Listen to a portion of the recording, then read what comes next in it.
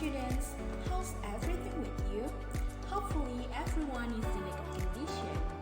Remember to fill your attendance in Google Form during this lesson. Let's start our lesson today by saying Basmalah together. Bismillahirrahmanirrahim. Well, students, do you remember about the most wonderful holiday with your family? How about the first time you rode a bike? Or your unforgettable memories with your grandma? Sometimes we want to share those memories with others in the written or spoken form. That's what we are going to learn today, personal recount text.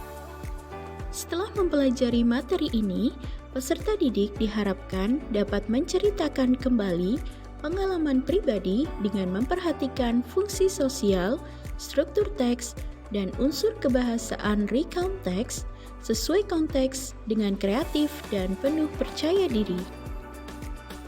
So, lingkup materi yang akan kita pelajari hari ini meliputi fungsi sosial atau social functions, struktur teks atau text structures, dan unsur kebahasaan atau language features dari personal recount text. Fungsi sosial atau social functions. Personal recount text retells the writer's past events in chronological order. The purpose is to inform or entertain others. Dengan teks pengalaman pribadi, penulis bisa menceritakan kembali pengalaman yang dialaminya di masa lampau dengan memperhatikan urutan kejadiannya. Sedangkan tujuannya adalah untuk memberi informasi atau menghibur orang lain.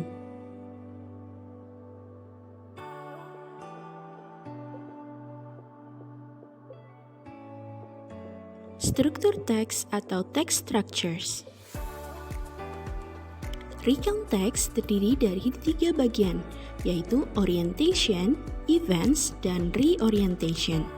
Sedangkan title atau judul yang menarik akan membuat pembaca lebih tertarik untuk membacanya.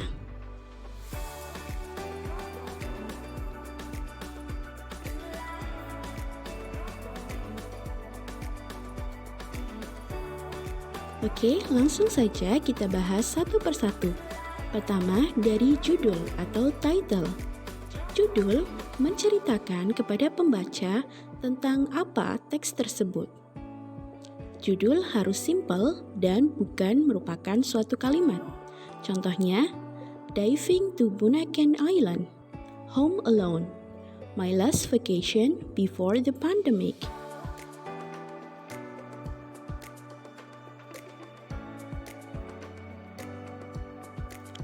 Selanjutnya ada orientation. Dalam orientation terdapat setting dan memperkenalkan siapa saja yang terlibat dalam kejadian atau peristiwa yang akan diceritakan. Orientation minimal memuat when, where, what, dan who, yaitu kapan, di mana, apa, dan siapa. Orientation biasanya terdapat di paragraf pertama. Contoh orientation, last night I stayed alone in my home. Mari kita amati unsur apa saja yang terdapat dalam orientation tersebut. Last night merupakan kapan, I merupakan siapa, stayed alone merupakan apa, sedangkan in my home merupakan di mana.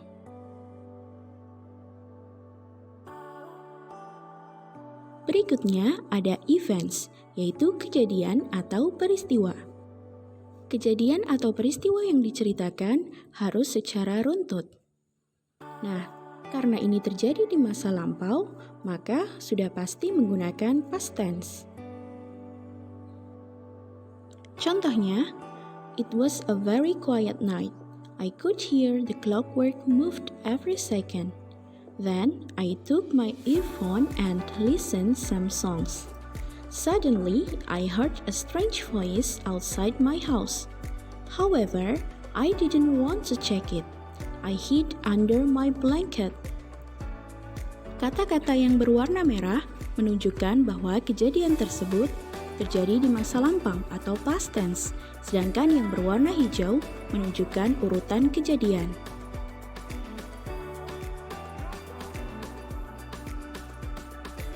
Yang terakhir ada reorientation. Dalam reorientation, penulis menyatakan perasaan atau pendapat tentang apa yang terjadi. Nah, bisa juga disebut sebagai penutup untuk sebuah recount text. Tentu saja, reorientation terdapat di akhir paragraf. Contohnya, finally, the morning was coming. I felt so sleepy because I couldn't sleep well last night. It was the scariest night for me.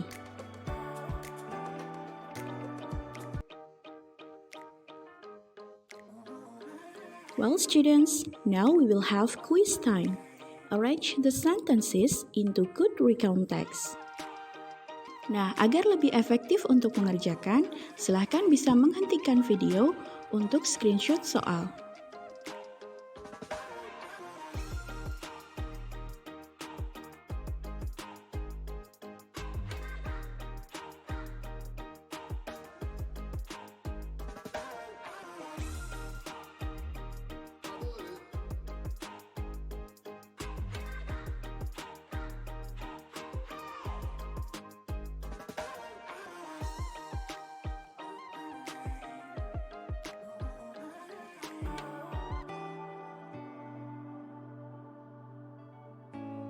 Language features atau unsur kebahasaan recount text. Yang pertama ada keterangan waktu atau adverb of time. Tentu saja keterangan waktu yang digunakan adalah keterangan waktu yang menunjukkan past tense. Contohnya ada last holiday, 6 months ago, yesterday, in 2017, a day before, this morning. Next, first person. Dalam personal recount text, penulis terlibat langsung karena ini merupakan pengalaman pribadi penulis. Jadi, subjek yang digunakan adalah I atau we. Then, ada past tense, karena personal recount text menceritakan pengalaman yang telah terjadi. Contohnya, the building was there in 1999. My grandpa worked as a bus driver at that time. Was merupakan salah satu to be past, sedangkan worked adalah verb 2 atau past tense. Next, ada sequence connectors, yaitu kata penghubung yang menunjukkan urutan kejadian. Di sini Ustazah sudah menuliskan beberapa dari kata penghubung tersebut. Contohnya ada first of all, later, second, in the end, dan lain-lain.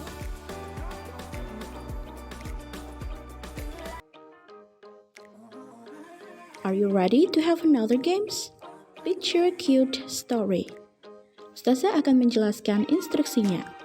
Bayangkan bahwa kamu adalah Harry Potter.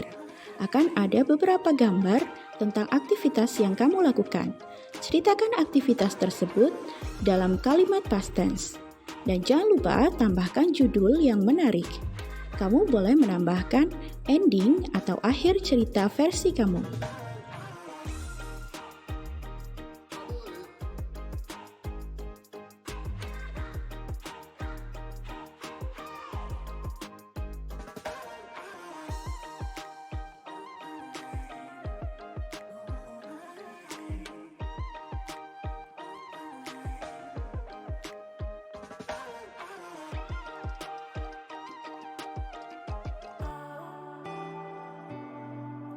Well, students, this is the end of our material today. Kita sudah mempelajari tentang fungsi sosial, struktur teks, dan juga unsur kebahasaan dari personal recount text. Struktur dan unsur kebahasaan tersebut bisa menjadi panduan untuk menulis recount text yang benar. Silahkan, tulislah sebuah recount text berdasarkan writing checklist berikut. Personal recount text yang sudah kalian buat akan dikumpulkan pada pertemuan berikutnya. Selalu terapkan 5M, memakai masker, mencuci tangan dengan sabun, menjaga jarak, menghindari kerumunan, dan mengurangi mobilitas.